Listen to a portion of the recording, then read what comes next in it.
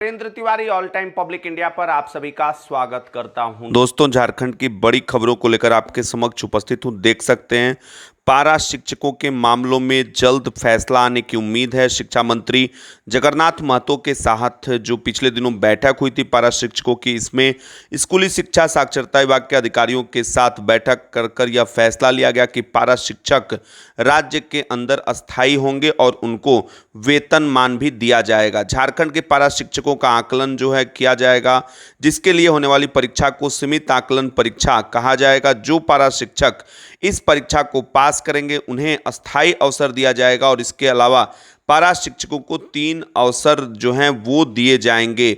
विधि विभाग ने पहले जो राय दी थी, जिसको लेकर कि शिक्षकों ने विरोध दर्ज किया था, शिक्षक पात्रता परीक्षा उसके बाद नहीं लेने का निर्णय लिया गया।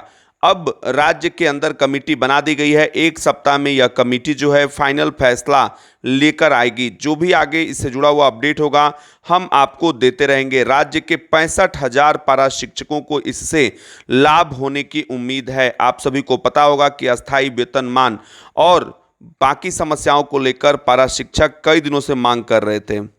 बढ़ते अगली खबर की ओर, मौसम विभाग का बड़ा अलर्ट झारखंड के लिए जारी हुआ है। कई जगहों पर जोरदार बारिश की भी चेतावनी दी गई है। चूंकि झारखंड से टर्फ लाइन गुजर रही है, मानसून का प्रभाव सीधे तौर पे पड़ेगा। सरकार ने इसको लेकर जो है तैयारियां शुरू कर दी है। वहीं किसानों के चेहरे जो हैं वो खिले हुए हैं। हैवी बारिश में चेतावनी जो जारी की गई है उसमें यह कहा गया है कि मौसम विभाग पूरी तरीके से इस पर नज़र बनाए हुए है। बढ़ते हैं अगली खबर की ओर। दल बदल के मामले में अब बाबूलाल मरांडी की वर्चुअल सुनवाई हो पाएगी। दल बदल मामले में स्पीकर के न्यायाधिकरण में वर्चुअल सुनवाई को लेकर पिछले दिनों जो बातें निकलकर सामने आई है, देश में पहला मामला होगा बाबूलाल मरांडी का जिसमें कि वर्चुअल सुनवाई होगी।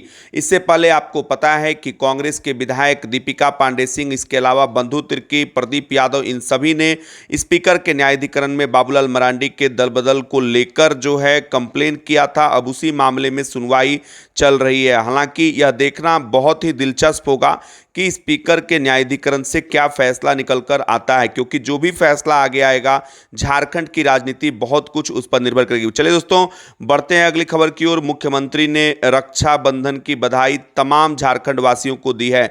रक्षाबंधन का बहुत ही बड़ा महत्व है। आप सभी को पता है जिस तरीके से बहन भाइयों के कलाई पर राखी बांधती है और भाई भी इस अवसर पर बहन को बड़े आराम से गिफ्ट भी देते हैं और साथ में उनकी सुरक्षा करने का भी वादा करते हैं। देख सकते हैं सीधी तस्वीरों में मुख्यमंत्री ने किस तरीके से राखी अपने कलाई पर बंधवाई है। मुख्यमंत्री ने रक्षाबंधन की बधाई देते हुए कहा है कि यह त्यौहार जो है भाई और बहनों के बीच अटूट प्रेम को दर्शाता है, साथ में बहनों की सुरक्षा को लेकर भाई के कर्तव्य निष्ठा को भी दिखाता है। अब बढ़ते हैं अगले खबर की ओर। चलिए दोस्तों, आप सभी को पता है कि राज्य के अंदर सहकारिता को लेकर किस तरीके की बातचीत हो रही है। अब झारखंड में सहकारिता को सरकार जो है वो बड़े स्तर पर लाना चाहती है। केंद्र सरकार के 850 करोड़ रुपए से राज्य की सहकारिता का कायाकल्प जो है वो होने जा रहा है। सहकारिता के जरिए रोजगार और कारोबार बढ़ाने पर सरकार का पूरा फोकस रहेगा।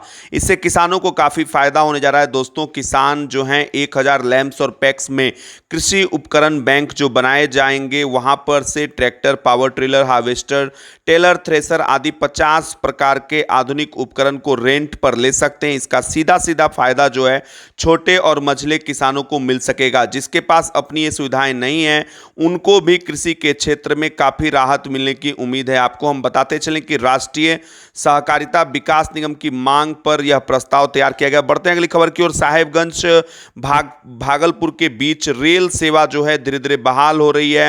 आप तस्वीरों में देख सकते हैं किस तरीके से पानी का जलस्तर धीरे धीरे कम हो रहा है, लेकिन अभी भी काफ़ी जगह पर समस्याएं जो हैं उसी तरीके से है। लेकिन दोस्तों, यहां पर मैं आपको बड़ी अपडेट दे दूं, पिछले दिनों भागलपुर साहेबगंज के बीच रेल सेवा ठप हो गई थी, जिससे संथाल परगना के साहेबगंज जिले का संपर्क जो है वो बिहार से टूट गया था।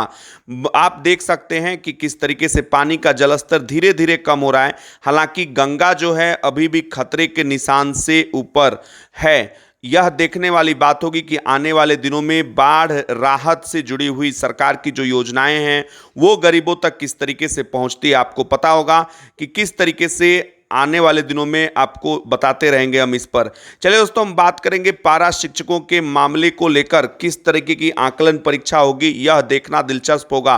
तस्वीरों में देख सकते हैं जिस तरीके से शिक्षा मंत्री ने पिछले दिनों पारा शिक्षक संघ के साथ बैठक करके आकलन परीक्षा को जल्द से जल्द कराने की तैयारियों को लेकर कमेटी का निर्माण किया है। यह देखने वाली बात होगी कि आकलन परीक्षा जो है वो किस तरीके की होगी। और सबसे महत्वपूर्ण चीज यह है दोस्तों कि आकलन परीक्षा में कितने प्रतिशत अंक पर पारा शिक्षकों को पास किया जाएगा।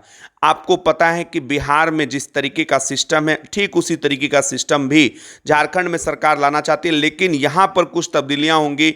आकलन परीक्षा में जो पारा शिक्षक फेल कर जाएंगे उनको भी नौकरी से नहीं हटाया जाएगा, उनके लिए मानदेय की व्यवस्था की जाएगी, वेतनमान उनके लिए बंद रहेगा। यानी कि वेतनमान का जो सिस्टम होगा उनके लिए बंद रहेगा। लेकिन एक अपडेट मैं यहां पर देना चाहता हूं कि जल्द ही इस पर सरकार फैसला लेगी। पिछले दिनों बाढ़ से प्रभावित झारखंड के साहेबगंज जिला में आपने देखा कि हवाई सर्वेक्षण कर सीएम हेमंत सोरेन ने अधिकारियों को तमाम दिशा निर्देश दिए। अब शनिवार सुबह जलस्तर में 7 सेंटीमीटर की कमी दर्ज की गई है। शनिवार को साहेबगंज में 28.78 मीटर जलस्तर था। इधर बाढ़ के कारण साहेबगंज में दूध की किल्लत हो गई है, नतीजा पनीर और दही की भी कमी बनी हुई है।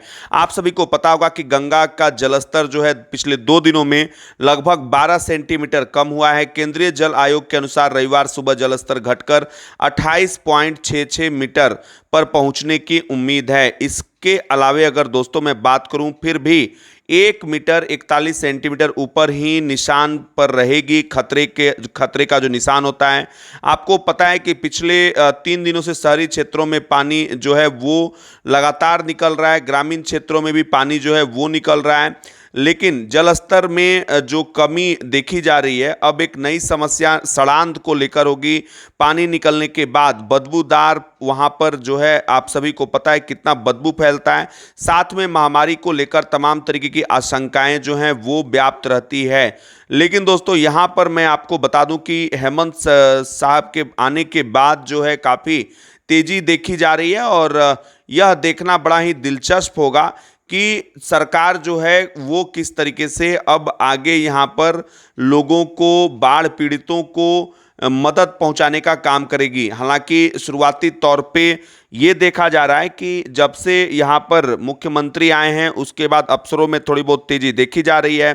वहीं पर साहेबगंज होकर ट्रेनों का परिचालन जो है अब सामान्य धीरे धीरे हो गया। पहले काफ़ी गाड़ियों को डाइवर्ट किया गया था। शुक्रवार को ही मालदा डीआरएम यतेंद्र कुमार मिश्रा और उनकी टीम ने साहेबगंज जमालपुर रेल खंड पर जो है सर्वेक्षण किया था और उसके बाद परिचालन की अनुमति जो है वो दे दी गई थी। अब धीरे धीरे परिचालन भी सामान्य हो रहा है।